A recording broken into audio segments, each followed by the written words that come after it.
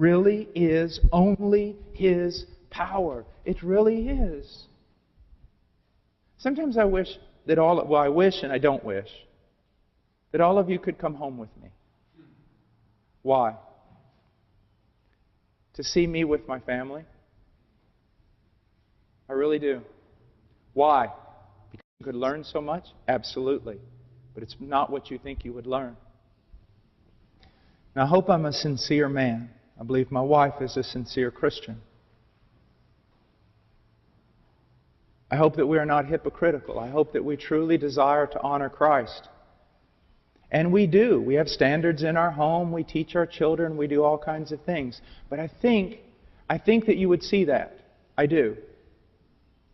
We don't seek to be disobedient with regard to our family. But I think what you would be most amazed about is how common all our problems are.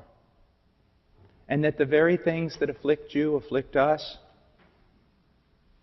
All the lack of character that causes you problems causes us problems. I'm not saying that because I want you just to think that you can't have a Christian life. You can, and we do have a Christian life and a Christian family. But what I want you to see is that we're just all common people. We all have the same problems. We get in arguments over stupid things. We're just flesh. Everyone is. But the power of God works through our weaknesses. I so appreciate the fact of my wife that she knows what I am, yet she doesn't use it against me because she understands something of the Christian life. She knows there's times when I get upset because I can't find socks. I mean, can you imagine not looking like Jesus because you're suffering from the great trial of not being able to find gray socks? But she doesn't say, "How can you preach? Look at you. You're upset that you can't find socks." She knows what? She's married to, I think I've proved, a sincere man, a man who wants to follow Christ. But here's the thing, just a man. Do you see that? Because sometimes I preach, God does things and people think, "Oh my gosh, how must He be? How must He be?" You'd be surprised. Some guys came one time, I preached at this school, and a revival broke out. Well, a revival and a riot at the same time. Half the school was very happy, the other school wanted to kill me. And these students, they said, "Oh, Brother Paul, can we come to Peru to just bask in your glory?" I said, "Sure." "To learn from you, oh man of God?" I said, "Sure, come to Peru." They got off that plane thinking I was the Apostle Paul. 2 months later, they got on that plane praying for my salvation. Now again, I take holiness seriously. If you're a person who just thinks, whatever, I'm not your type of person. But what I'm trying to show you is, your pastors, I hope they're sincere. I believe they are. I've been with one of them for a couple of days in his house. I see sincerity. I see a desire. But just a person who probably, also can't find socks. Do you see what I'm saying?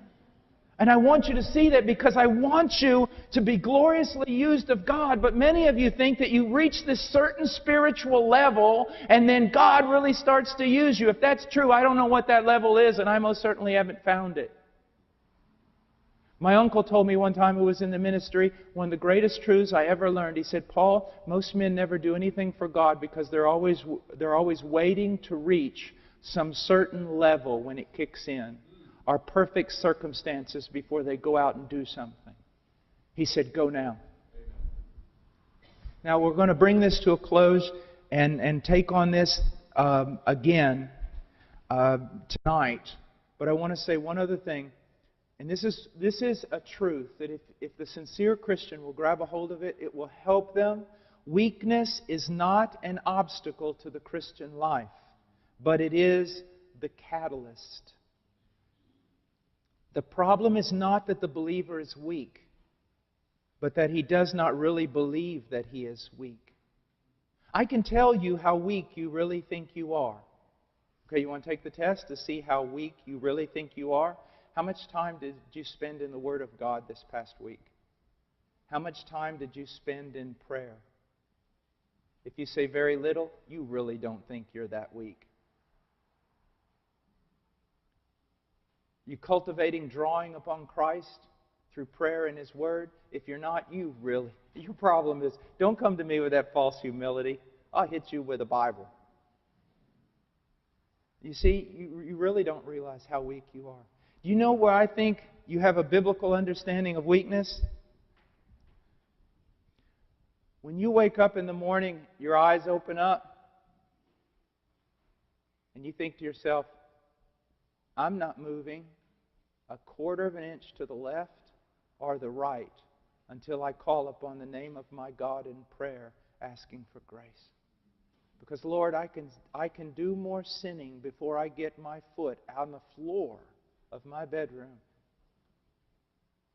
Without your grace,